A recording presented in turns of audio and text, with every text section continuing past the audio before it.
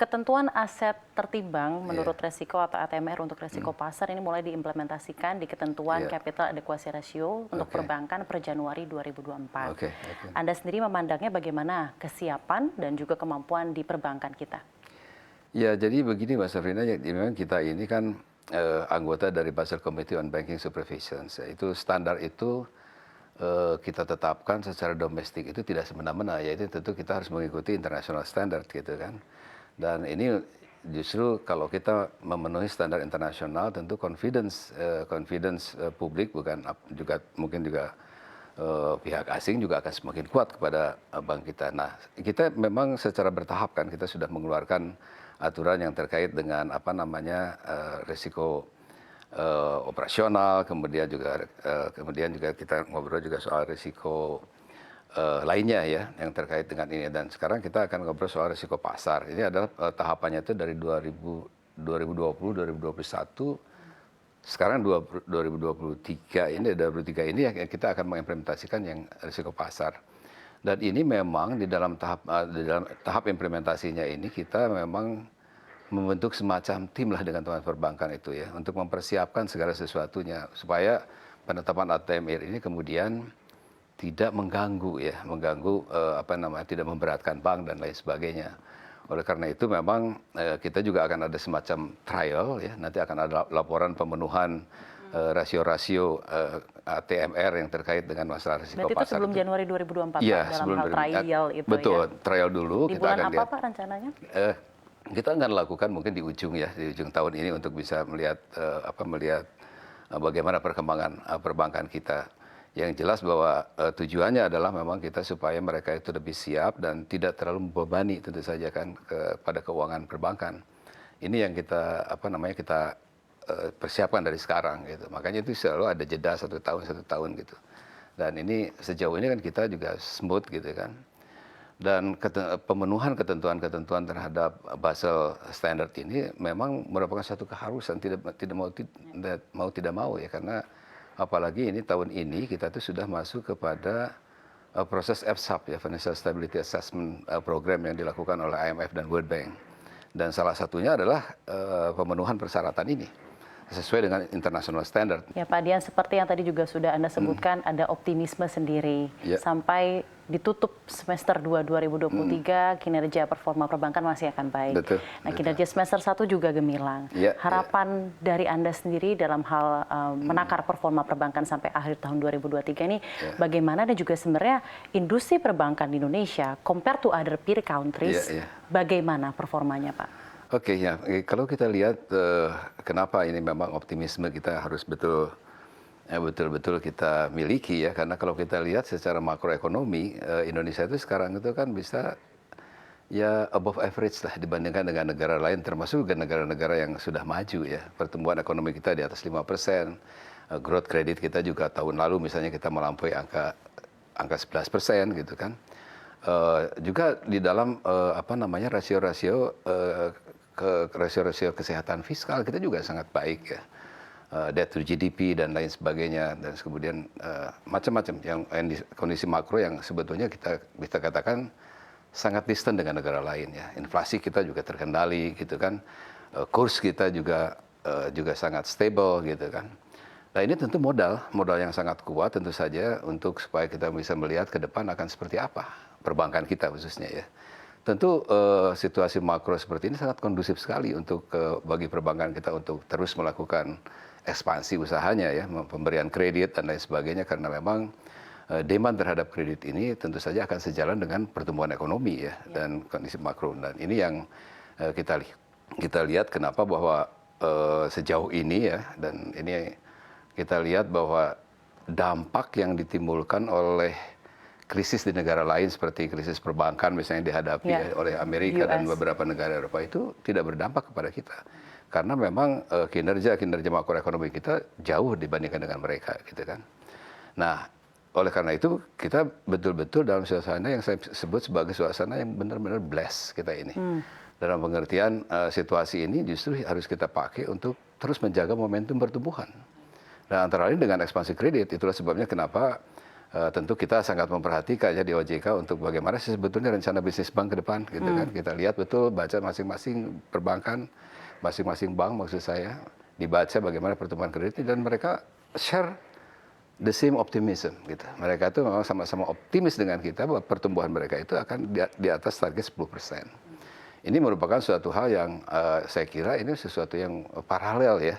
Kondisi makro yang baik dan kemudian juga ini memberikan insentif kepada bank dan tentu saja dunia usaha kita untuk berkembang dengan lebih baik. Gitu. Jadi tidak hanya tumbuh tapi juga resilient ya Pak ya. Dan resilient, kita blessed. Begitu.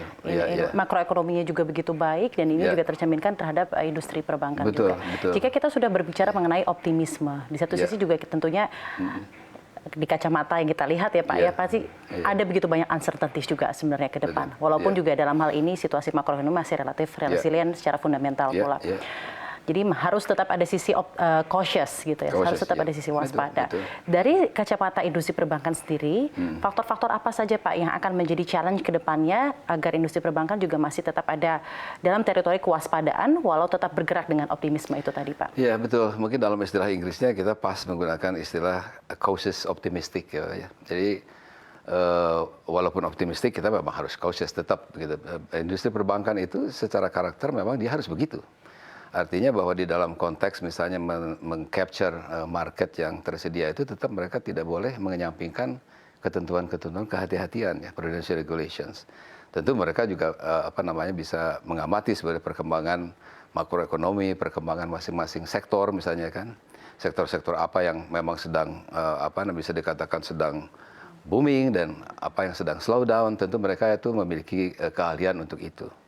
Dan ini yang perbankan harus tetap hati-hati dan gejolak yang walaupun dampaknya sejauh ini misalnya gejolak geopolitik ya terus kemudian juga slow down-nya kegiatan ekonomi di beberapa negara mitra dagang kita. Ya ini sesuatu yang harus kita cautious ya. Segimana besar sebetulnya dampaknya. Bagaimana dengan harga komoditas Pak yang kembali ternormalisasi? Ya, harga komoditas itu memang bisa dikatakan misalnya fluktuatif ya tergantung nih bagaimana perkembangan juga geopolitik ya. Pada hakikatnya, tetapi tentu saya kira bahwa perbankan itu akan bisa adjust ya dengan lebih fleksibel sebetulnya terhadap pembiayaan ini. Jadi kalau memang suatu sektor itu yang tadi saya katakan sedang booming, tentu bank-bank itu akan adjust accordingly ya. Tetapi kalau misalnya mulai slow down, tentu bank juga akan slow down. Tetapi tentu kalau kita melihat penurunan harga komoditas ini tidak terlalu mengkhawatirkan ya itu. Sebetulnya kita masih trade balance kita masih sangat baik ya, sangat positif gitu. Jadi tidak terlalu mengkhawatirkan dan tidak terlalu akan berdampak terhadap industri perbankan. Tidak, saya kira tidak. Jadi kalau kita melihat sekarang performance perbankan dalam beberapa tahun terakhir aja misalnya begitu dan dalam kondisi perbankan secara umum di kita itu kan secara fundamental kita sangat strong ya. Jadi sesuatu yang kemarin kenapa kita bisa decoupling ya dengan persoalan-persoalan yang dihadapi oleh beberapa negara di luar sana karena memang fondasi dasarnya dari bank-bank kita itu sudah cukup kuat ya. Kalau kita ingat aja masa 98 ketika kita menghadapi krisis, transformasi yang kita lakukan di berbagai bidang termasuk sektor perbankan itu sangat luar biasa. Jadi aturan-aturan yang ketat, aturan-aturan yang sangat yang sangat adhere terhadap prudential regulation itu sudah diterapkan begitu. Nah, bank-bank kita tuh bukan sesuatu hal yang aneh buat mereka untuk melakukan asset liabilities management yang baik kan. Kalau kita lihat di negara kemarin kasus misalnya Silicon Valley Bank dan lain sebagainya, kita melihat kan itu sebetulnya basic perbankan yang seharusnya di-maintain tidak mereka maintain gitu. Dan kalau bank-bank kita ya pengawas itu ya selalu saya minta pastikan ya bahwa pengawasan terhadap individual bank kita itu betul-betul baik dilaksanakan. Jadi kalau ada sedikit saja nih, ada persoalan-persoalan, tentu kita harus lebih cepat lagi melakukan langkah-langkah penyelesaian gitu.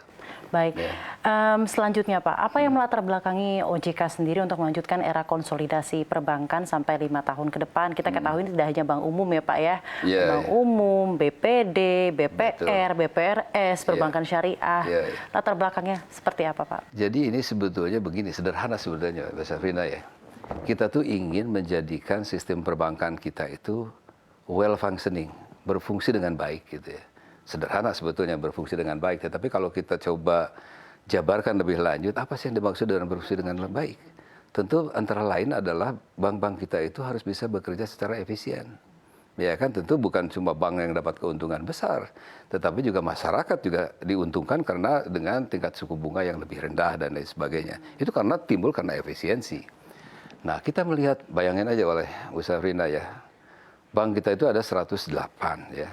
Sekarang jumlahnya bank umum nih yang ukuran besar. Ini ada yang masuk kepada KBMI 1, 2, 3, 4 gitu kan. Terus BPR itu ada sekitar 1.600 BPR pada saat ini, dan BPD sejumlah pemerintah daerah hampir 26 BPD. Masing-masing punya persoalan, tetapi intinya adalah bagaimana kita bisa memperbaiki daya saing perbankan kita dan bisa dikatakan efisiensi perbankan kita secara makro nih. Jadi memang kita akan melakukan langkah-langkah konsolidasi ini secara meluas. BPR ini kita akan lebih fokus kepada kualitas ke depannya. Tidak BPR. Jumlah. BPR nih, Bank Perekonomian Rakyat sekarang namanya. Karena ada 1.600-an. 1.600 itu. Dan ini kita berkepentingan untuk melakukan konsolidasi untuk memperkuat permodalan mereka dan memperkuat kinerja mereka ya. Manajemennya, SDM-nya dan lain sebagainya. Karena P2SK itu, undang-undang P2SK itu sekarang, undang-undang baru itu, mengenai penguatan dan pengembangan sistem keuangan kita itu jelas di situ memberikan mandat-mandat yang lebih kepada BPR. BPR bisa go public.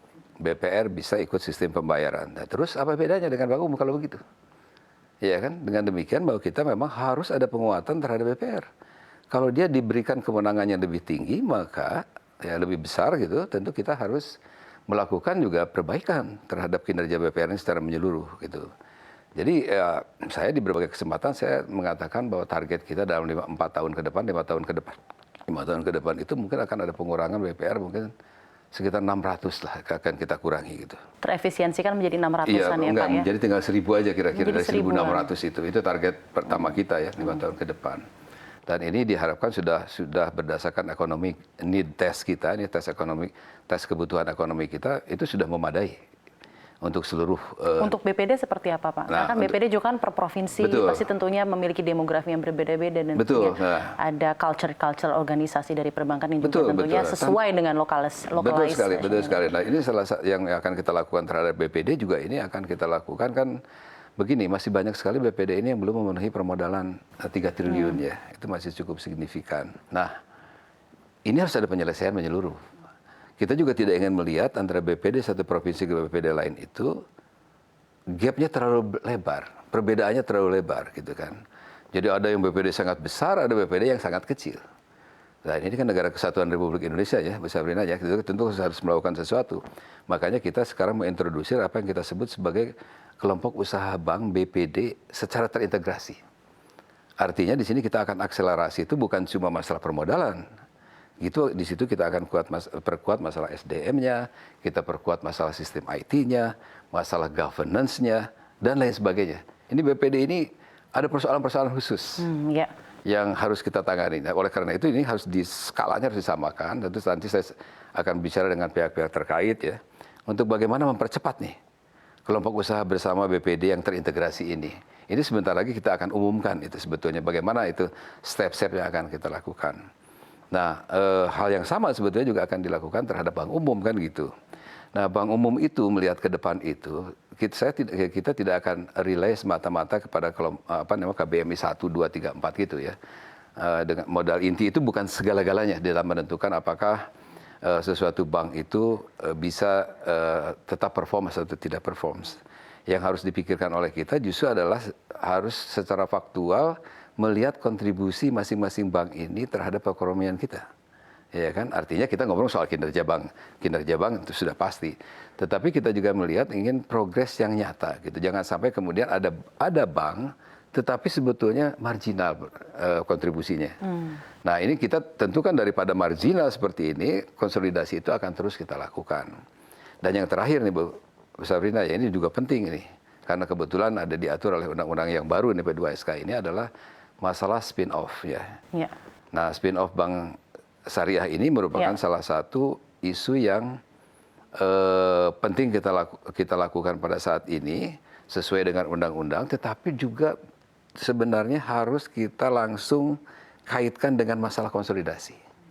Jadi urutan ayatnya itu, ayat ke-1-nya itu adalah kewajiban spin-off yang ditentukan oleh OJK nanti, dan yang kedua itu adalah konsolidasi.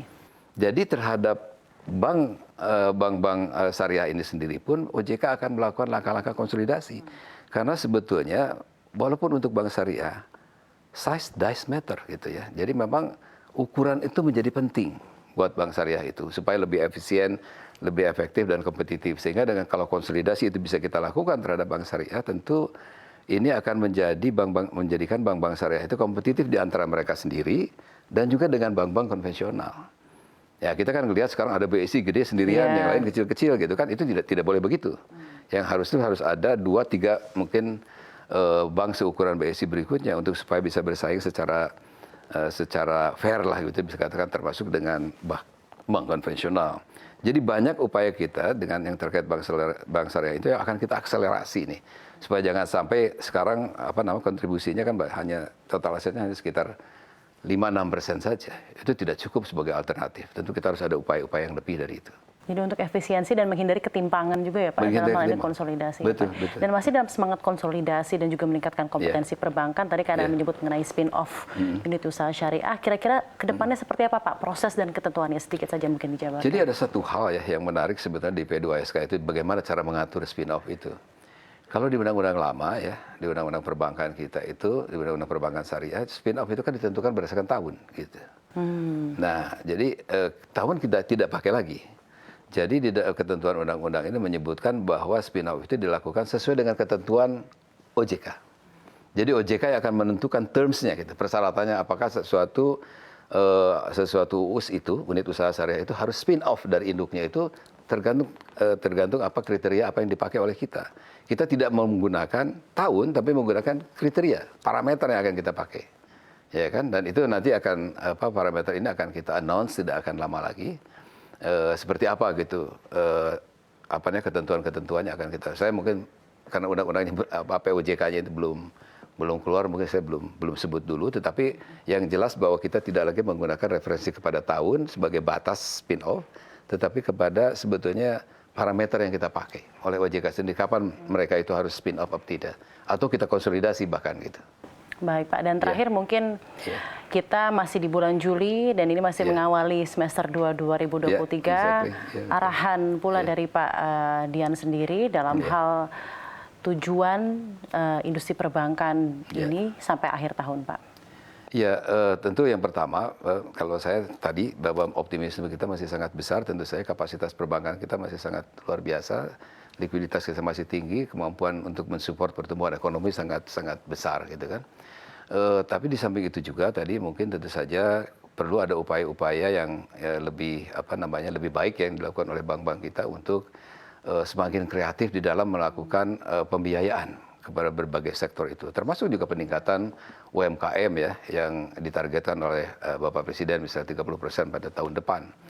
Nah ini tentu harus ada lebih pendekatan yang lebih kreatif ya, termasuk juga dari bank syariah untuk semakin meng-create produk-produk baru lah kita kira-kira yang bisa yang tidak harus menjadi bayang-bayang bank konvensional. Nah ini di samping itu tentu ini juga saya juga berterima kasih nih ke media juga kepada masyarakat bahwa nampaknya di masyarakat kita itu jauh lebih dewasa menyikapi berbagai persoalan yang ada di bank sekarang itu ya. Jadi persoalan-persoalan yang sifatnya itu kasuistis yang individual itu tidak lagi menjadi concern. Dan itu saya pendapat sekali. Jadi sebetulnya kan sistem perbankan kita sekarang sedang dalam peak performance. Itu performance yang sangat baik gitu ya. Sehingga memang gangguan-gangguan kecil itu masyarakat kita itu juga tidak ingin melihat itu. Oleh karena itu tentu yang bank-bank harus hati-hati betul untuk tidak menimbulkan banyak riak yang tidak perlu gitu ya kayak gitu. Dan itu yang tentu ini yang harus kita minta kepada bank-bank untuk semakin memberikan kontribusi yang lebih kira-kira pada pertumbuhan perekonomian kita dan tentu saja kesejahteraan rakyat Indonesia secara keseluruhan. Dan untuk mengawal momentum pemulihan ekonomi ya Pak. Iya, exactly, betul. Baik, terima kasih banyak Pak Dian telah berdiskusi bersama kami di CNBC Indonesia. Sehat dan sukses selalu untuk Anda. Terima kasih, sama-sama. Terima kasih banyak Pak. Dan demikian dialog eksklusif CNBC Indonesia bersama dengan Kepala Eksekutif Pengawas Perbankan Otoritas Jasa Keuangan, Bapak Dian Elianare. CNBC Indonesia.